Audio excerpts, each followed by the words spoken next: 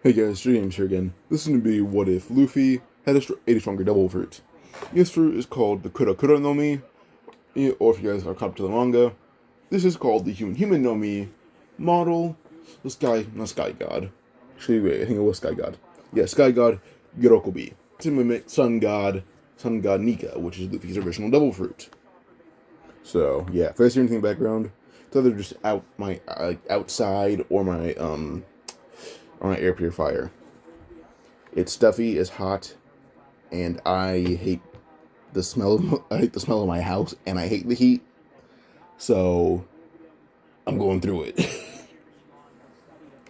But yeah, well, we left off with Luffy joining. Not Luffy. Joining the Straw Hats. So yeah, we're probably just go up to Usopp training, and I'll end the video there. So yeah. So Zoro and Luffy go to Orange Town. Nami still doesn't make Luffy out to be her boss as like a joke. Not a joke, but to make him take the heat for the pirates. But Luffy would use his pipe and basically just attack Buggy's two guys by yelling "Puffy Lance," as he basically hold out like basically like he holds a pipe like a rifle and then just basically shoots his hands off at maximum speeds with a trail of clouds and basically just quote unquote impales the two, which jabbing it into their gut, sending them through a few buildings. So yeah.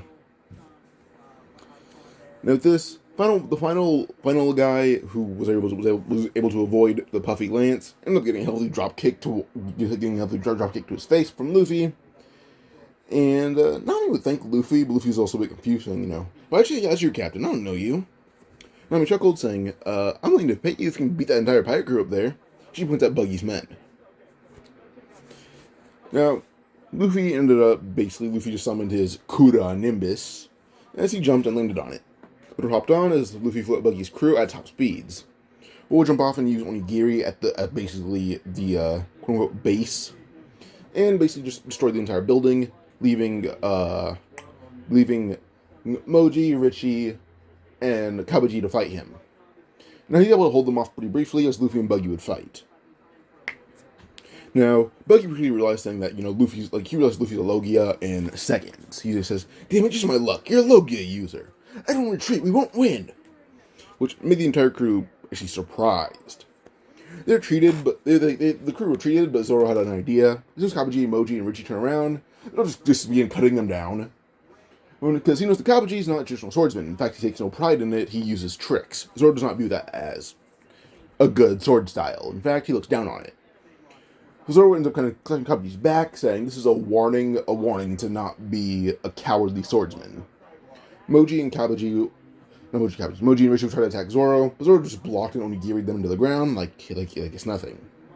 So, yeah. So he keeps picking off Buggy's crew members, and Buggy realized that he's probably not gonna win. So, yeah. So Nami was able to jump off Buggy's ship and was able to escape as she saw the cloud formation of Luffy, because Luffy decided to use a massive attack to wipe out Buggy's crew, because he was being paid to take out the entire crew. So Luffy's cloud formation turned into 5 massive circles. The circles then basically launched down at Buggy's crew, all being about the size of a building. With this, Buggy's crew and ship are basically all taken down by Luffy's five circles, and Luffy called this Heavenly Hell Rain, which is something that Sabo actually named for him.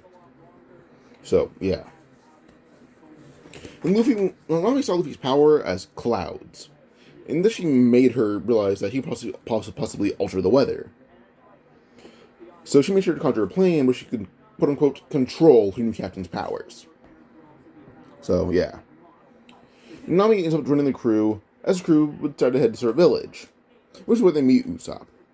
Luffy was good friends with Usopp, so, yeah. They became good friends. When Luffy would chronically fall, well, Luffy ended up basically shooting himself sky high by basically just literally flying, using Kuro Nimbus. As he just kind of just had someone, he turned his feet into the Nimbus and just went into the sky. As he's in the sky, well, Kuro thought he heard something, but just didn't see it. But eventually, Luffy would land behind Usopp, and, yeah. Now, this time when Kuro's crew canonically arrives, Luffy arrived to fight Kuro. Kuro's first strike passed through Luffy, and Kuro would keep hitting Luffy only for the claws to go straight through him. and he just ended up yelling, saying, "Damn it, fall, you bastard!" But Luffy ended up using a technique that he deemed Monkey Plume. Now, Luffy's using the technique as, well, Kuro suddenly ran away for some reason. Luffy didn't know why, but he started activating Monkey Plume, thinking he was just going to be a surprise attack. As soon as Django threw his circular blade at Luffy's skull, it basically made Luffy explode. Everyone frozen that Luffy had just died, and Kuro says, "Django, what the hell's in that thing?" And immediately, we have Django saying, "No, nothing, it was a regular blade. He must have something in him." And they realized that the smoke resembled a monkey's face. When throws as the wind blew the cloud away, and from above, Kuro smashed over the head of Luffy's pipe, as the smoke had basically just turned, not smoke, but the cloud turned into Luffy. Kuro basically had blood squirt from his mouth as soon as Luffy hit him over the head, and his nose as well. As soon as he hit the ground, Luffy ended up landing saying, "And you thought I could die from such a weak attack." As soon as Kuro hit the ground unconscious, Luffy uses his arms to shoot his pipe off as a lance, but suddenly as soon as Django tried to run away from Luffy's lance, Luffy's hand shot sky high and then yelled, "Luffy Javelin," as Luffy ended up throwing it down. So with this, immediately, the pipe basically, Django tried to jump on the boat, the pipe hit Django in the back and basically cut the ship in half. Or smashed it in half. Django's basically in the water floating, and with his back obviously broken. So, yeah. Now, something else that happens is Zoro being able to fight the Yabin brothers on equal terms, not even getting hurt once. Reason for this: Luffy uses techniques that are traditionally used in blades. Like, a javelin is typically a sharp object. Throwing it would pierce someone, probably. Actually, no, probably it would. A lance looks sharp. If you hit someone with it, you're probably going to impale them.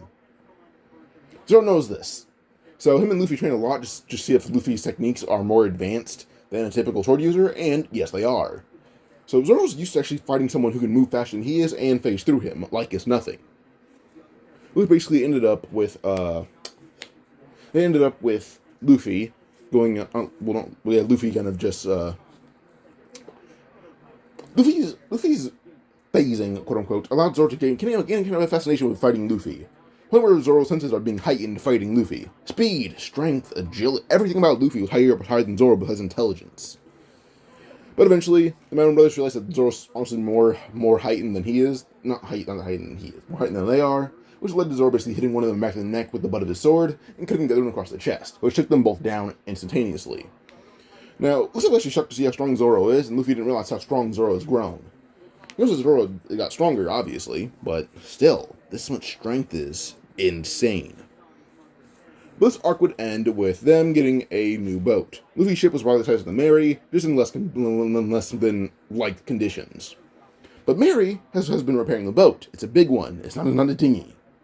So Mary's been repairing it and actually dismantling it because he can combine it with the Mary that he's finishing off. With both ships having room to be repaired or added onto, the Mary is kind of built into the size of probably about half the size of the Sunny. The Sunny is probably about 100-something feet. Let me check. Yeah, the Sunny in height is 183. We'll round up because it's 83.9 feet. We'll round up and say 184 feet in terms of height. And in length, we'll round up as well to 128 feet in length. If you guys need that in centimeters, because they don't use feet, I've got 5,600 centimeters for height, 3,900 for length. That's not using my rounding up estimates. So, yeah. But, so this ship, if you were to use half of that, for reference, the Going Merry is about 36 feet in height. That's rounding up. Or we're not, the feet, it's too small to be rounded up in height, it'd be rounding down. If we want to be maximum, 36.1 feet in height, and you can round up with a length being 43 feet in length, but 42.8 realistically. So, the height for this new ship, that's still the Going Merry, the new ship in terms of height is 92 feet, because it's going to be half of the Sunny.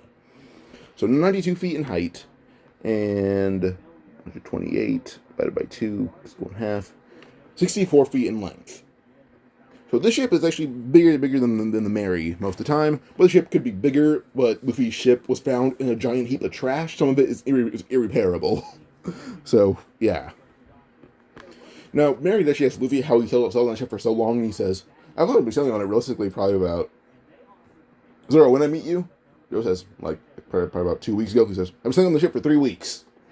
Mary says, all right, that explains it. That's why that explains it. I thought it was just really worn down. He's like, oh no, I found that thing in a heap of trash about 10 years ago. Mary says, that's even worse, but even easily explainable. But yeah, the ship's going Mary. Luffy's like, well, I want to change it. Mary's like, no. Since you got here, I've been repairing that thing. There's a heap of trash and it bothered me. You guys even look for the boat. Mary says, oh no, they didn't have any money on it. So says, oh no, I don't have anything important on it. He goes, I didn't have anything important on it besides like pipe cleaning tools. Mary says, oh yes, here are those back. Luffy took it as he kind of put them in his chest and says, I'll keep these here. Luffy's body's kind of intangible, and he kind of just opens it up whenever he wants to. He kind of uses his body for storage, which is where he keeps his pipe most of the time. He's actually like thick in his body, like in his leg is where his pipe usually is. So yeah. The way Luffy's mainly intangible because he's used his body as a storage unit. He does not have bones. His body is just full of really dense clouds. So he does not have bones half the time. His skin at the most is a shield. So yeah, the rest of his skin is typically a shield. His skin's typically kind of like wearing a swimsuit, a diving suit.